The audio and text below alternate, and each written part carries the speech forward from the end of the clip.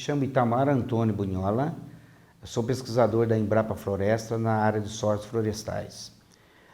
Eu vou falar sobre sustentabilidade de solos florestais, sobre o uso com eucaliptos e pinos nos diversos biomas brasileiros. A princípio, vou comentar sobre os diversos biomas e depois a gente vai especificar melhor por cada um deles. Sou engenheiro agrônomo, formado pela Universidade Federal de Viçosa, em 86. Depois eu fiz o mestrado em 95, terminei o mestrado na mesma universidade, junto com o professor Mauro Rezende como orientador, na área de pedologia.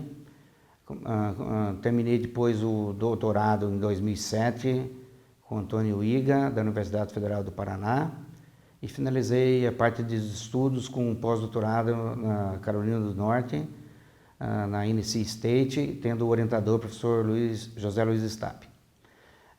Então, a minha carreira toda é centrada na área de mapeamentos de solos e ultimamente tenho coordenado uma equipe na área de silvicultura de precisão. Bom, sobre o tema específico, nós vamos falar sobre o uso, solos florestais, sobre o uso com eucaliptos e pinos. Nós sabemos que o setor florestal brasileiro, ele desempenha um importante papel no contexto social, econômico e ambiental, e que, portanto, para o avanço do conhecimento, é muito interessante que a gente compreenda os solos para que haja uma melhor compreensão da sustentabilidade nesses diversos ambientes.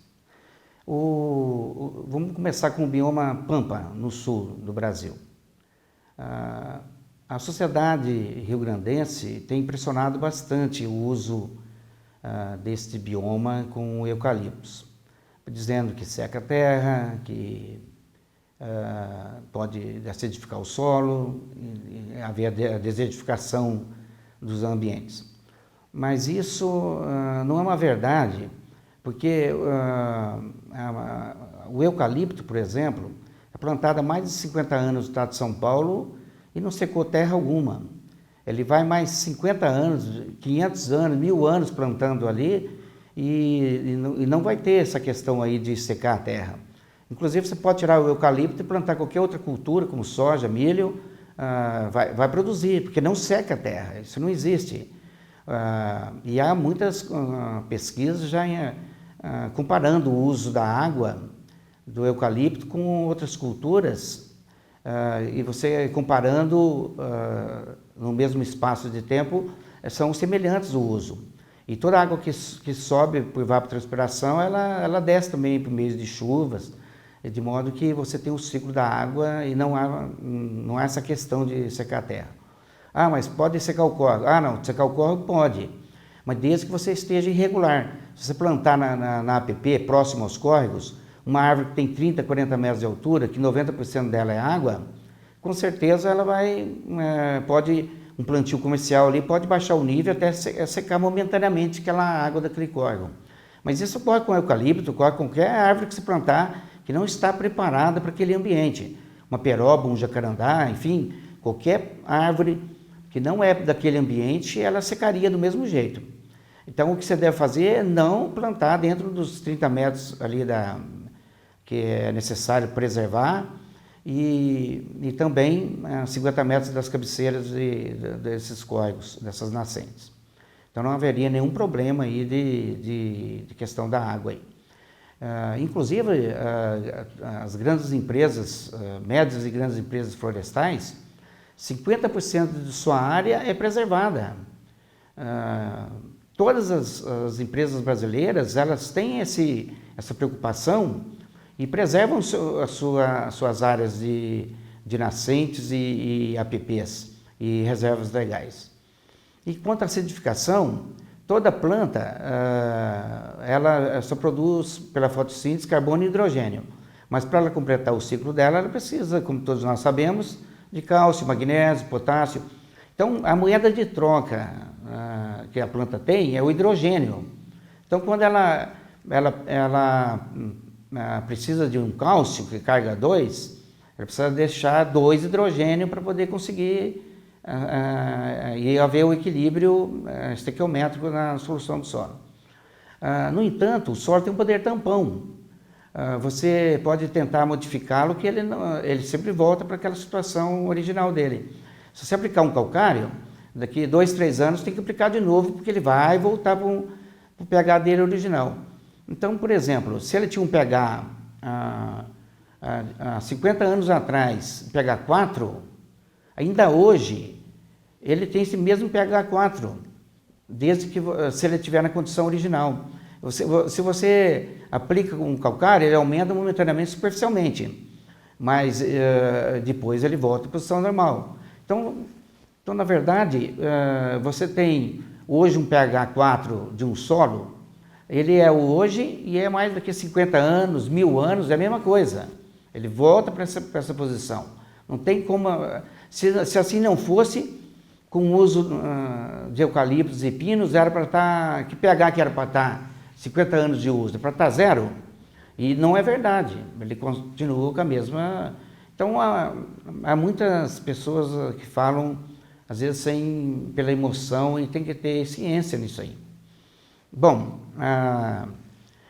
com relação ao bioma pampa, grande parte dos solos são impróprios para o uso com eucaliptos, porque eles são hidromórficos, e muitas vezes eles têm até uma salinização, como alguns planossolos nátricos, e também grande parte do pampa apresenta solos rasos, muitas vezes férteis, mais rasos e com contato líticos e afloramento de rochas superficiais, de modo que não são propícios para o eucalipto. No entanto, tem muitas outras áreas que podem ser utilizadas com eucalipto, e principalmente usando ILPF, uma integração lavoura, pecuária e floresta, como nós podemos ver no estado várias situações como o uso de eucaliptos com arroz, eucaliptos com pecuária. Então, parte do pampa pode ser muito bem utilizado, desde que distanciando-se das nascentes, como havia dito. E subindo para o bioma Mata Atlântica, a Mata Atlântica ela começa desde a parte norte, aí do meio norte do Rio Grande do Sul, e vai costeando o litoral e vai até Rio Grande do Norte. Então, esse bioma ele tem muitas diferenças em termos de relevo, de altitude e tipos de solos e condições climáticas também. Então, você tem desde floresta ombrófila mista nas regiões mais altas aqui do Rio Grande do Sul, Santa Catarina, Paraná, e vai percorrendo o litoral e chegando a ponto de passar pelos tabuleiros costeiros da região da Bahia para cima e terminando lá, então, lá no Rio Grande do Norte. Então aí você tem uma gama de solos muito diferenciados. Você tem desde solos muito rasos, solos muito profundos, solos com problema de pedregosidade, rochosidade, outros são limitantes por causa do relevo, a Mata Atlântica. Na Mata Atlântica tem os solos nos tabuleiros costeiros, que tem a questão da coesão, mas todos esses solos podem ser muito bem trabalhados, desde que a condição de relevo e de manejo sejam favoráveis para tanto. Mas a gente depois vai dar uns exemplos práticos sobre isso. Falando do Pantanal, este bioma é muito sensível, é um bioma em que predominam solos salinos, solos com hidromorfismo. Então são solos que a gente tem desde spodossolos, também argissolos com caráter salino, enfim, é um ambiente impróprio para qualquer uso, desde agricultura até também a silvicultura. Então não é, esse ambiente é de preservação mesmo. Depois nós temos o bioma da Caatinga. A Caatinga, ela tem desde climas desérticos, que a gente tem o semiárido, e até climas, mas que em média não passa de 1.000, 1.200 milímetros, mas sempre com maior concentração de chuvas, não passa aí de 500 milímetros anuais, 500, 600. Então, pro eucalipto, ele precisa de no mínimo 1.000 milímetros anuais de precipitação para a maioria das espécies que estão aí sendo cultivadas no Brasil. No entanto, já se trabalha com eucalipto, por exemplo, brassiana e outras espécies para esse bioma, porque apesar dele ter uma produção baixa de 15, 20 metros cúbicos por ano, ele ainda é maior que muitas das espécies que estão na Caatinga, que não passam aí de 5 metros cúbicos por ano. Então, o uso com esse eucalipto tende a crescer desde que ainda se faça alguns melhoramentos para tornar isso viável. A Amazônia, temos que ter o respeito de realmente não desmatá-la. Não tem como dar ser favorável a um desmatamento de um bioma como este. Mas o que a gente percebe é que as áreas desmatadas têm pastagens de agricultura muitas vezes abandonadas e pastagens totalmente degradadas, que aí sim aconselha-se o uso com reflorestamento de pinos, muito mais de eucalipto, inclusive, para, inclusive, recuperar esses ambientes que estão degradados por pastagens. Até sobre essa parte, hoje nós temos 180 milhões de hectares de pastagem e podemos dizer que, no mínimo, uns 70, 80 milhões são degradados. Então, aí o eucaliptus e muitas vezes até a agricultura pode entrar nesses locais que estão degradados para recuperá-los. E isso nós temos vários exemplos práticos no Brasil sobre isso. Então, essa pastagem degradada deveria sim ser ocupada, mesmo no bioma da Amazônia. Até mesmo porque a média nacional de uso dessas pastagens é de uma cabeça por hectare, poderia muito bem, com melhores manejos, e assim o Brasil tem trabalhado nisso, passar para 3 cabeças por hectare, você liberaria grande parte desses 180 milhões de hectares para plantio de agricultura e também de eucaliptos.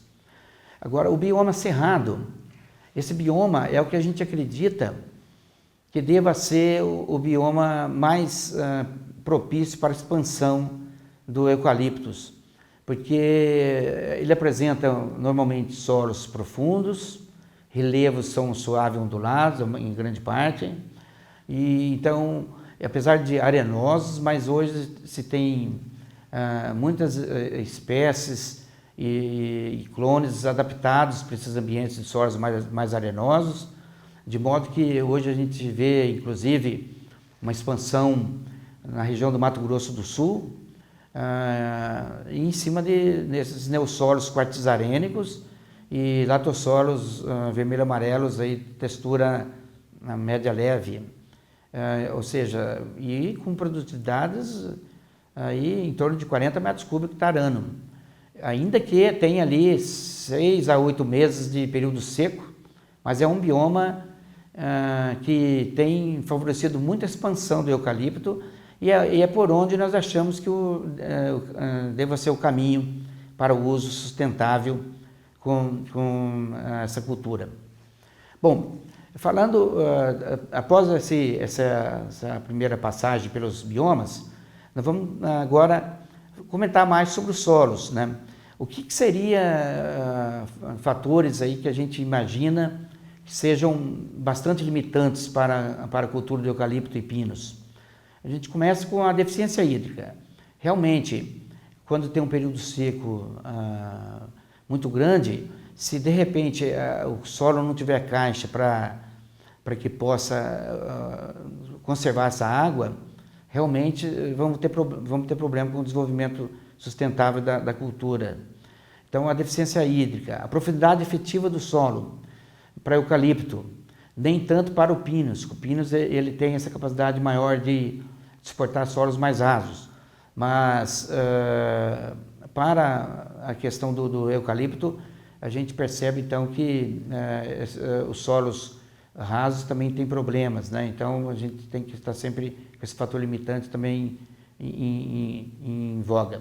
O declive também é uma coisa que está sempre ajuda a você usar de melhor forma ou não uma expansão com o uso de eucaliptos e pinos.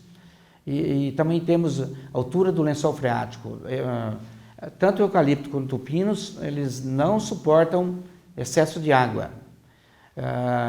Eles gostam, como qualquer planta, de água, porque é para a sobrevivência, mas excesso não é possível, eles não têm como se desenvolverem bem. Então, o que a gente vê de prático nas empresas florestais com relação aos solos usando de forma sustentável? A maioria das grandes empresas, elas fazem o levantamento detalhado de suas propriedades para entender bem dos solos, porque você precisa trabalhar de uma forma com uma silvicultura de maior precisão. E para isso, é claro que começa pela condição climática, mas o solo ele vem a ser um importante fator do meio físico que vai poder contribuir para você ter uma grande produtividade ou tornar sustentável essa produtividade num determinado tipo de solo. Então, elas começam com isso, com esse levantamento detalhado. E depois, há necessidade, que muitas vezes a gente não vê ainda, mas há necessidade de você haver uma grande comunicação com o setor de melhoramento florestal. Porque se você fazer testes como testes clonais por tipo de solo, você então vai ver depois, com esse mapeamento de solos em nível detalhado, você vai poder reproduzir para esses diversos ambientes o melhor clone, de modo que ele vai produzir então vai ter uma maior produção, porque você colocou um clone que houve um teste clonal e ele foi superior aos demais. Então, para aquele tipo de solo, você pode reproduzi-los então na propriedade. Então, é muito importante esse levantamento de solos. E o que a gente faz nesse levantamento de solos? Levantamento de solos, você define a espessura de um horizonte A orgânico, que é muito importante para a planta, define se a textura do solo ela é média, mas para as grandes empresas interessa se ela é média de 15% a 20% de teor de argila, então ela chama média leve. Se ela é de 20% a 27%, ela é média. E se é de 27% para 35% de argila, ela é média pesada. Então, um solo sendo mapeado com o mesmo nome, por exemplo, um latossolo vermelho, distrófico, típico, A moderado, com textura média leve, não vai ter a mesma resposta que um latossolo vermelho amarelo, distrófico típico, com textura média, ou textura média pesada. Um está com 16, 17% de argila, que é a textura média, outro está com 33% de argila, que está a textura média também, mas essa separação de classes texturais ajuda muito a compreender em termos de retenção de água, a capacidade de troca catiônica de um solo. Você também pode compreender se uma argila é de alta ou baixa atividade. Enfim, você tem que separar essas classes de solos para você compreender melhor e você indicar melhor o uso com clones que deverão acompanhar essa área de levantamento de solos, essa área pedológica. E feito isso, o problema é que atualmente as empresas não conseguem fazer uma silvicultura de precisão por cada tipo de solo, que às vezes num levantamento de uma propriedade, você tem lá 30 tipos de solo diferente. E aí as empresas, operacionalmente, muitas vezes fica difícil de trabalhar de 30 formas diferentes, em termos de adubação, preparo de solo. Mas a silvicultura de precisão só vai ter essa condição de um resultado mais adequado quando ela realmente tratar cada tipo de solo com adubação diferente, preparo diferente, uso de clones diferentes, porque, de fato, ao você separar esses 30 solos, é porque eles têm diferenças de fatores limitantes e de potencialidades. No entanto, por essa questão de silvicultura, então esta seria uma silvicultura de precisão baseada só no conhecimento do solo, que realmente deveria ser que deve ser buscada. Mas como é difícil, como eu estou dizendo, que é difícil essa questão operacional, então muitas vezes eles têm que juntar solos semelhantes para tornar aí 5, 6 unidades de manejo operacional. E aí está realmente o problema, porque você detalha um ambiente, o meio físico, e depois você tem que agrupar esse meio físico em 5, 6. Então, mesmo assim, é importante você fazer esse tipo de trabalho, porque eu posso dar por exemplo, dar um estudo de caso. A região dos tabuleiros costeiros, muitas vezes os solos tem aquela coesão, aquele adensamento natural dele quando seco, mas quando úmidos eles são facilmente trabalháveis. Então muitas vezes você vê empresas com tratores de esteira tentando preparar esses solos no período seco, dando o que fazer para preparar, e muitas vezes nem consegue prepará-los, e no entanto, se esperasse uma umidade mais adequada após uma chuva, você poderia preparar até com um trator de esteira, perdão, com um trator de pneus. Então, ou seja, você conhecendo o tipo de solo, você pode dar um manejo mais adequado, inclusive fazer o planejamento. Prepara-se ou faz-se o plantio desses solos na época mais chuvosa, e em contrapartida, muitas vezes você encontra solos nas baixadas que têm uma umidade maior, que podem ser preparados nesse período seco. E quando tiver o período úmido, tem que ser o contrário. Os solos coesos, por exemplo, da formação Barreiras, que a gente vê nos tabuleiros costeiros, eles podem ser preparados no período chuvoso, enquanto os de baixada se preparam no período seco. Então, só de você separar esses tipos de solo, separar o material de origem, você tem condições de você dar um melhor manejo e tornar mais sustentável para o uso, para os plantios, época melhor para preparo e assim por diante. Então, este foco de você ter conhecimento do solo para o setor florestal é de suma importância para que a gente possa ter uma sustentabilidade mais adequada. E, inclusive, com recomendações de adubações, que muitas vezes a pessoa não leva em consideração que um solo pode estar já no extremo do intemperismo, ele pode estar eletropositivo, e aí você tem que colocar uma adubação que, se ele está eletropositivo, vou colocar uma adubação nítrica ou uma adubação amoniacal. Quem pensa nisso? Muitos poucos tratam isso. Uma adubação nítrica, o nitrato está na forma negativa, NO3. Já o sulfato é NH4+. Então, se você está num solo já que está mais eletropositivo, você coloca uma adubação dessa e você vai ter, então, perda considerável, né, com relação a isso. Então, com este foco, com com esse entendimento do solo que você vai poder realmente elevar a sua produtividade de modo que você possa fazer você possa ter uma silvicultura mais adequada e também você possa ter essa questão aí de ter um manejo mais propício para você ter grandes produtividades.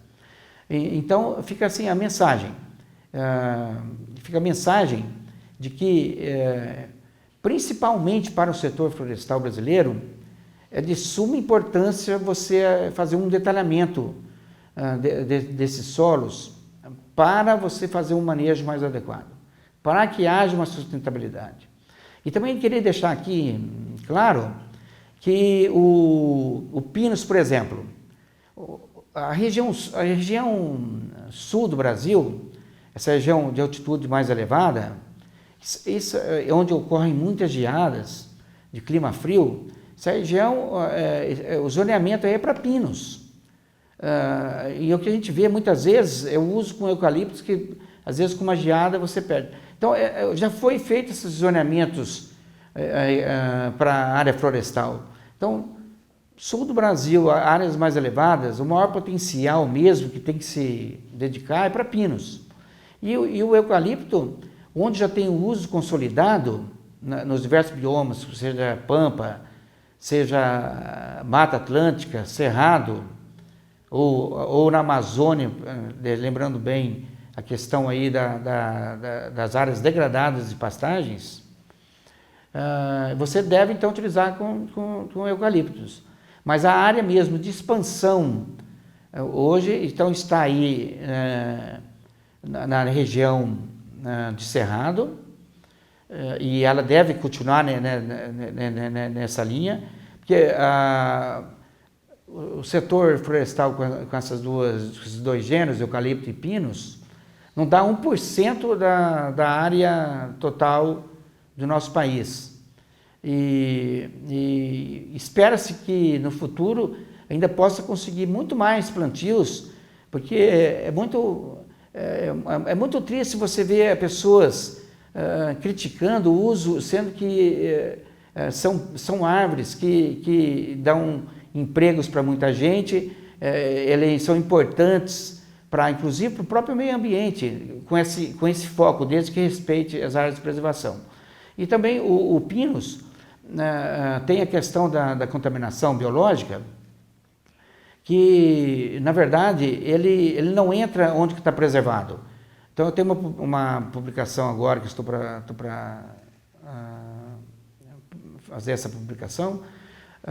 Nós temos prova de que o Pinus, ele não, mesmo colocando sementes pré-germinadas em áreas sob mata preservada, não nasceu uma semente, não germinou. Agora, se você colocar num ambiente aberto, ela é uma pioneira e tem uma certa agressividade por estar em questão de luz. Então, ele pode realmente invadir uma área que, por exemplo, como um ambiente como Campos de Cima da Serra. No entanto, se você, por ele ser um importante gênero para o setor florestal e para a questão da cadeia produtiva, se você pegar e cortar esse pinus rente ali a 10 centímetros da superfície do solo, nenhum deles irá brotar. Eu tenho já essa pesquisa já confirmada. Então, não há como, é só cortá-los, porque você tem como evitar essa questão.